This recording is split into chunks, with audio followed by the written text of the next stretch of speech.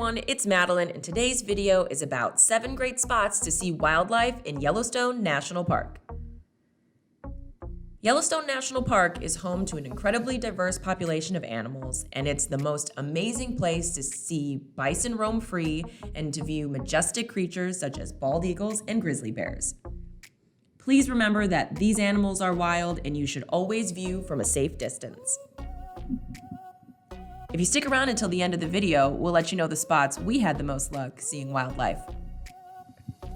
Be sure to leave a comment below and let us know what you think the best place is for spotting wildlife in Yellowstone National Park.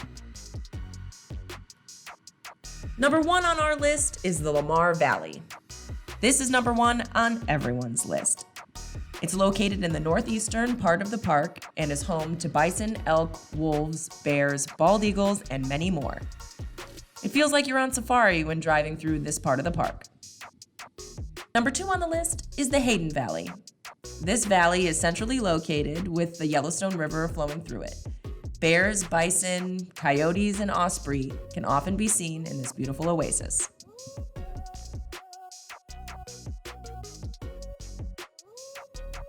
Number 3, Geyser Basins.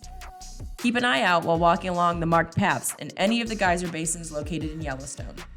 Bison are not afraid to roam along the unstable and dangerous terrain. Make sure you stick to marked paths and be sure to keep your distance. The 4th place on the list is the Roosevelt Arch.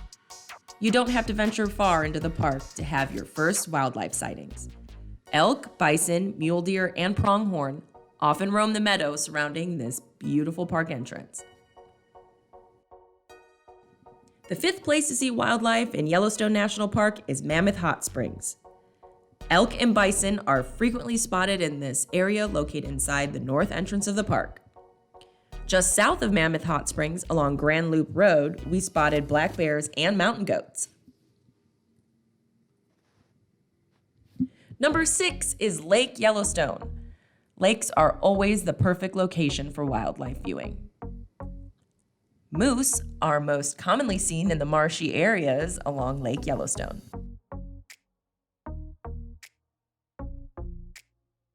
And number 7 on the list is the Grizzly and Wolf Discovery Center, located in West Yellowstone. This animal rescue cares for bears and wolves that are unable to survive in the wild. If you want to make sure you see bears on this trip, then this is the place to do it. As I mentioned at the start of the video, we are going to discuss our own wildlife viewing in Yellowstone National Park. So, where did you have the most luck spotting wildlife? Well, Yellowstone National Park is obviously a great place to see wildlife. And if you're going to see some wildlife. And if you're listening to this video, first off, thank you. But we're not going to guarantee that you're going to go. If you want to see a bear, we're not going to tell you, go here, you'll see a bear. But there are some things that you can maximize your chances of seeing a bear or a wolf or one of those types of big animals that aren't as common, because you're definitely going to see bison. You're going to see bison, you're going to see elk, you're probably going to see mule deer, pronghorn. They're pretty much everywhere all the time. Mm-hmm. So we had the most luck seeing wildlife up by Mammoth Hot Springs, and that's in the northwest corner of the park, and there's 2 loop roads that kind of meet right there, and the offshoot on either one of those, if you head east from Mammoth Hot Springs or south from Mammoth Hot Springs, you're gonna run into some valleys, and animals like to hang out by sources of water. Lakes, rivers, Yep. Chances are you're going to spot something. So one of the best ways to maximize your seeing some of those big wildlife are to spend more time in the park. If you go one day, you can't guarantee anything. If you go and spend 4 or 5 days there, odds are pretty good you're going to see something interesting. 2, dusk and dawn. That's when animals are kind of most active, going and getting water. During the day, especially if it's hot, they might be taking a nap. I know I like to do that. So dusk or dawn, spend more time in the park. And then the other thing you want to do is look for a crowd. Now, that's not a guarantee that there's something interesting because we've seen crowds that are 50, 100 people that are stopped to look at an elk on the side of the road. True. Now, elks are beautiful. They really are. But you're going to see a lot of elk True. if you're spending more than a day out there. So, that might not be the most exciting. You might pull up and say, oh, man, it's just an elk. But along with that, when you're driving through the park, you really need to be an active driver and watch for the brake lights because people will just out of nowhere stop and pull off to see pretty much anything. Yeah. Doesn't matter. So if you have more than one person in that car, they're going to be the ones who are out looking for wild or keeping their eyes peeled on the road.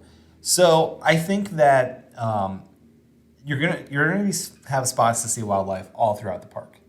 It's a wild area, but any valleys, anywhere near lakes, you're gonna have a better shot. So if you keep those three things in mind, extend your amount of time in the park, dusk and dawn, and be out there. And if you see a crowd, there's a good chance that crowd is looking at something interesting. Those three things are really going to enhance your ability to see a bear or a wolf or what have you. And we did just give a whole list of places that you can see wildlife, but really you could see wildlife anywhere in the park. They could just be walking along the side of the road at any spot. Yeah, and so one of the fun ones that I didn't even really think about until we were there was the mountain goats. The mountain goats really hang out on the cliffs.